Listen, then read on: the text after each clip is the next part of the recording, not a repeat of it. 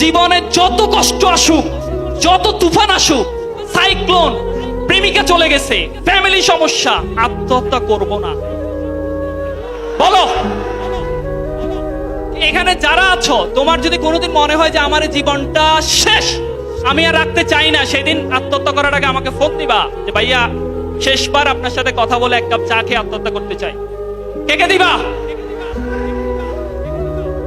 আচ্ছা ঠিক আছে, আত্মহত্যা করার জন্য যদি কারো মাইন্ডসেট আসে 1 ঘন্টা দৌড়াবা, তারপর আত্মহত্যা করবা। কয় ঘন্টা?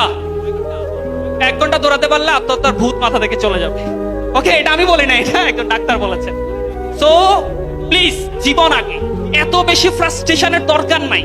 এত বেশি সাকসেস, একটা সরকারি চাকরি পাইলে কি হয়? 8টা সরকারি চাকরি পেয়ে গত 29শে মে সুইসাইড করছে। 8টা। কয়টা চাকরি? আমরা যারা মনে করি যে সরকারি চাকরি পাইলে আমি সফল, সাকসেস, সফলতা কিন্তু এসব জায়গায় না, আসলে চাকরিতে না, কিন্তু আসলে বুঝতে পেরেছি। সফলতার সংজ্ঞাটা নিজের জন্য চেঞ্জ করে ফেলতে হবে। ওকে, পারবো ইনশাল্লাহ। আমি একটা গল্প বলি। 1890 সালে আমেরিকাতে একটা বাচ্চা শিশুর জন্মগ্রহণ করেছে। পৃথিবীতে প্রত্যেকদিন কয় লক্ষ শিশু জন্মগ্রহণ করে কেউ বলতে পারবো? 6 লক্ষ শিশু প্রতিদিন জন্মগ্রহণ করে। মারা যায় কতজন? 2021 সালে বাংলাদেশে শুধুমাত্র বিশ্ববিদ্যালয় শিক্ষার্থী 101 জন আত্মহত্যা করে মারা গেছে। তারা ঢাকা বিশ্ববিদ্যালয়ের 9 জন, শাহজালাল বিজ্ঞান ও প্রযুক্তি বিশ্ববিদ্যালয়ের 5 জন, জগন্নাথ বিশ্ববিদ্যালয়ের 6 জন, মেডিকেলের 12 জন, প্রাইভেট ইউনিভার্সিটির 23 জন। সবাই এদেশে ক্রিম স্টুডেন্ট না? আমরা সবাই এরকম ভালো ভালো বিশ্ববিদ্যালয়ে পড়তে চেয়েছিলাম না ওয়ান্স আপন এ টাইম? সো সেই জায়গায় পড়ার পরেও সুসাইড। বুঝতে পেরেছি আমরা? সেই রকম প্রতি বছর আত্মহত্যা করে মারা যায় 7 লক্ষ। এটা বলেছে ওয়ার্ল্ড হেলথ অর্গানাইজেশন। 7 লক্ষ মারা যায় প্রতি বছরে আত্মহত্যা করে। আর আপনি হয়তো চিন্তা করতেছি 6 লক্ষ প্রতিদিন জন্মগ্রহণ করে। আমেরিকাতে এরকম একটা বাচ্চা শিশু জন্মগ্রহণ করেছে, 6 বছর বয়সে তার বাবা মারা গেছে। নর্মালি গল্পগুলো এমনই হয় না, বাবা মারা যাবে, কিছুদিন পরে মাও মারা যাবে। তো মা তার মারা যায় নাই, তার মা তার সাথেই ছিল। সে কৃষি কাজ করতো ক্লাস 7-এ। ওদের গ্রেড 7 গ্রেডে তাকে ড্রপ আউট দিয়ে দিছে, টাকা পয়সা দিতে পারে না। এরপরে হচ্ছে সে 16 বছর যখন বয়স হয়, আমেরিকাতে ডিফেন্সে চাকরি করার জন্য 17 বছর বয়স লাগে।